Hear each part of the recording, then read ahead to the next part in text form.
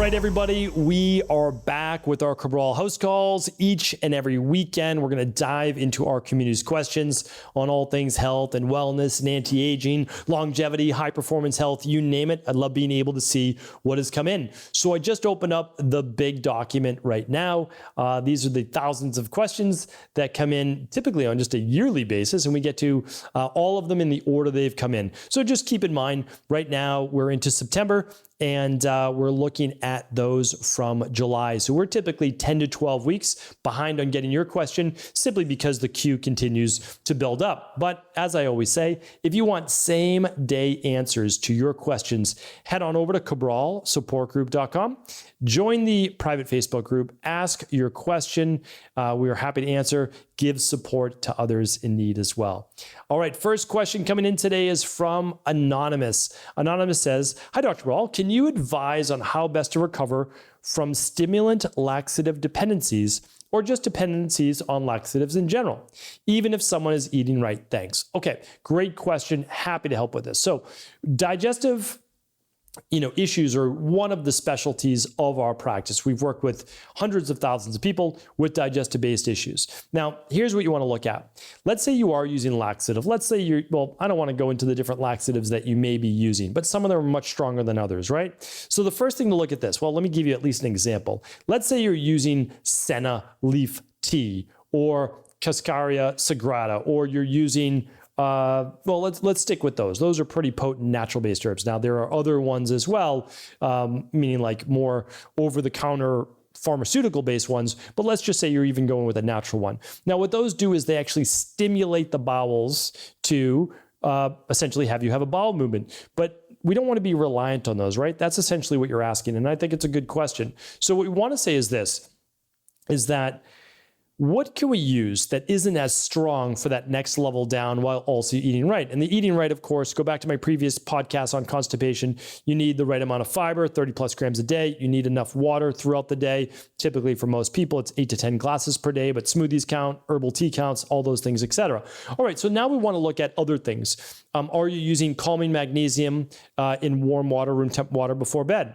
And are you using alkalizing vitamin C, maybe in your daily fruit and vegetable blend upon waking? Two great things to do to help naturally stimulate the bowels. Now, they're going to be a little bit more natural, and your body can actually benefit from the magnesium and the vitamin C. So those are great things to do ongoing, but also they're a gentle laxative. So that's one level down from those stronger herbs, and herbs are medicine. So they're not meant to be used necessarily for your entire life in terms of a bowel laxative. So then you have those, and then after that, you want to be working on what would cause that sluggish bowel motility in the first place. Is there candida overgrowth? Is there bacterial overgrowth? Is there a lack of stomach acid? Like, what's going on there? And so what I would do is I would run the big three. So in addition to kind of working your way down to gentler laxatives that can also benefit the body, I would run the big three labs. Those are digestive labs, which is the Candida metabolic and vitamins test, the bacterial and parasite stool test, as well as the IgG food sensitivity test. Those things they test for can create inflammation in the gut, and you want to find out what those are. All right. And everything today will be at stephencabral.com/shop. That'll take you over to EcoLife. That's our virtual integrative health practice where we help people all over the world. And you never have to purchase anything there, but you can at least see what we use. And then you could work with a local naturopathic doctor or integrative health practitioner. If you don't want to work with us, that's totally fine. That's not why I do what I do. All right. Lara is up next. Hi, Dr. C. I'm trying not to cook with oil at all, and I add it in the end, olive and even a little bit of coconut oil to kitchery, for example. But all recipes start with oil in the pan, then adding onions or spices. Am I not getting the same amount of spices if I just put them in a little bit of water instead of oil? I really feel like cooking with oil isn't as healthy as adding it in the end on a plate when food not piping hot anymore. Also, so far, haven't found a good alternative to nonstick pans. Listen to your shows on the subject. We bought a cast iron pan, but how to use it properly, especially if I don't want to use oil to cook on it. Thanks so much. Yeah, these are all great questions. And, they're not necessarily easy answers, but I can give you the answers at least to the quality of the food. So the thing is this, in my family, we no longer cook with oil. We just don't. Don't cook with it at all, like in any way, shape, or form. And the reason is that these oils are volatile. Like they're going to break down. They're going to create some oxidation within the oil. We consume them. We are essentially consuming inflammation. So why would we want to do that? We don't want to do that. So we want to add it at the end of the meal or the end of the prep, just like you spoke about as well. So for example, every day at lunch, I've always talked about my lunch. It's pretty simple, but it's basically a cup of carrots, a cup of cauliflower, a cup of broccoli. And that's what I do. I keep it simple. And then I mix that with some typically sprouted chickpeas or hemp hearts. And I might have some rice with that. I need the starch. Not everybody wants to add starch to that. I understand. But just for me and exercise and keeping weight on, all those things, that's what I do. And then I add olive oil at the end with a little sea salt, sometimes some black pepper. And all of that is very delicious. And that's what I do. But the olive oil is at the end. I don't roast it in the oil. And even though I talked about, how olive oil has a fine, smoke point, as well as it actually is protected from a higher heat by something called oleic acid, I still believe no matter what, there's going to be some breakdown. So here's the thing. Your spices, you're still going to get all of the benefit. And people say, well, some of the oil brings out the absorbability. Yeah, I don't disagree with that, but you're getting oil with your meal as well. And so just keep in mind, if you're adding the oregano and thyme or garlic and onions, all those things, you can add them. You can cook with them. That's the thing. If you need to cut up the garlic and put it in, mix it in, it's a little bit of a different story. Could you do it with a little water in the beginning? Sure. But if not, yeah, you might do it on a low heat. You might mix in a little bit of oil. We just choose not to do that anymore. We can just saute the garlic. You can saute the onions in a little bit of just wet pan and without it burning. And that's totally fine. You don't have to add the oil. You can. And if you add garlic to it, believe it or not, it actually protects the oil. And that's why, again, in old Italian families like I came from and Portuguese, they'll do a little olive oil and they'll add garlic to it, maybe even a lemon or other things as well. And what happens is the garlic, which has its own antioxidants, also protects the oil on a low heat. So you can do that. It's not that you can't. So that's that. Non-stick pans. I give all of my resources for pans and cooking at stevencabral.com/resources. So that's where I would check those out. But we don't use any non-stick pans, which are literally toxic and can cause cancer. All right. Lara's up. Lara says, hi, me again. All right. Another question from Lara. Have you ever talked about wild teasel and its tincture? Here in Europe, it's used to combat Borrelia bacteria from Lyme disease, especially if it was never diagnosed, but the bacteria has been in the body for years, wreaking havoc. I know most of the products are based on herbs. Let's see. What do you think about using wild teasel for getting rid of Borrelia? Thank you. You're amazing. I'm so grateful to have found you. Thank you, Lara. Appreciate you. It says, oh, almost forgot. Found out about Borrelia at Bioresonance Full Body Diagnostics. I asked her in the end how my candida parasites and heavy metals were, not telling her I was doing your protocols in October until now. She said that strangely, none of them are a problem, considering other people have them higher. So thank you for developing them. Our pleasure. Thank you very much for writing in. We appreciate you. Okay, so interesting, very interesting, but I've never heard about wild teasel. I've never heard the name. I've studied herbology quite a bit. Maybe it's called a different name in Ayurvedic medicine or traditional Chinese medicine, but I've never heard the word wild teasel before. It's a fun name. I just don't know it. And so we don't use that for Borrelia. So what we look at is, and I have a whole protocol, so why don't I do this? I'm going to point you to my exact protocol.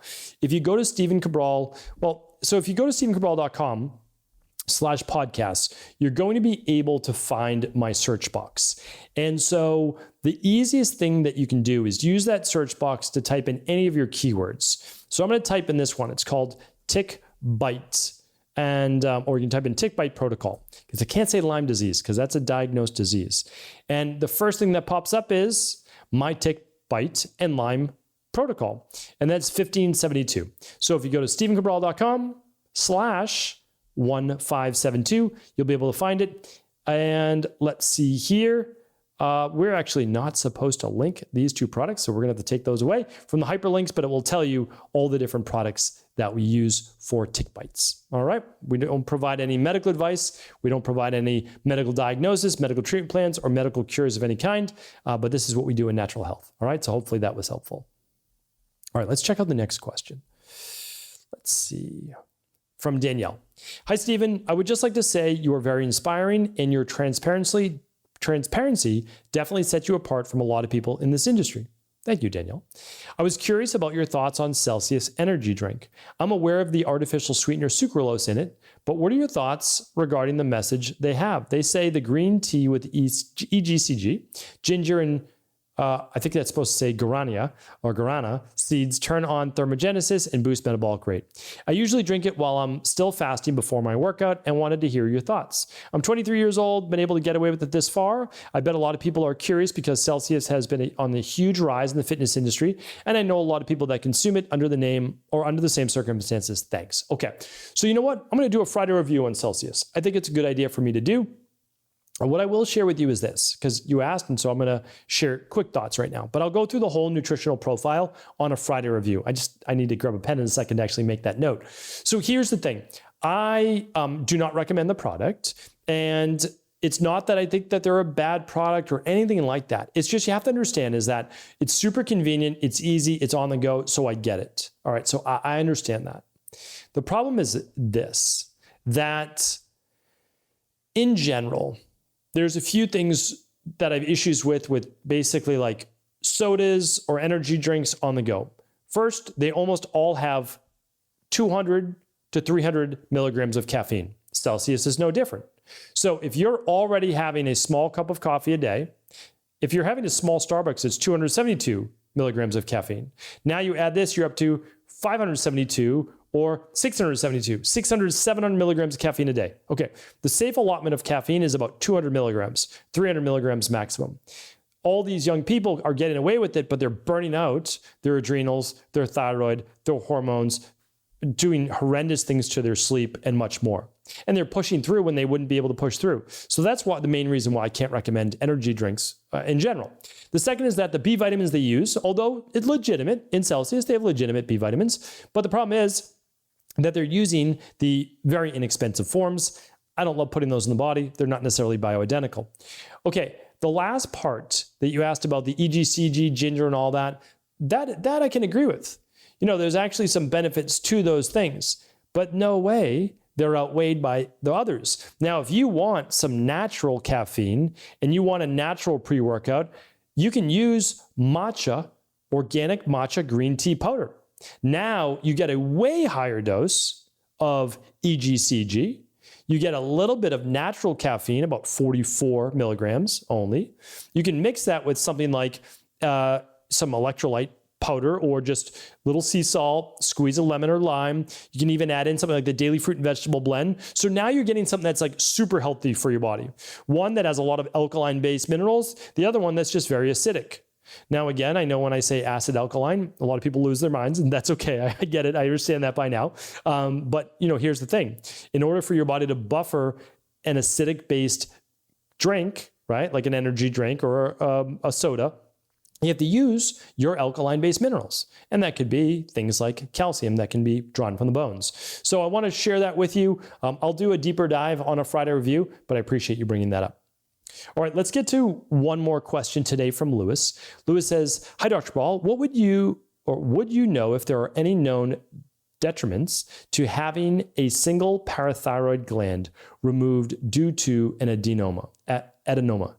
Yeah, I've difficulty saying that word.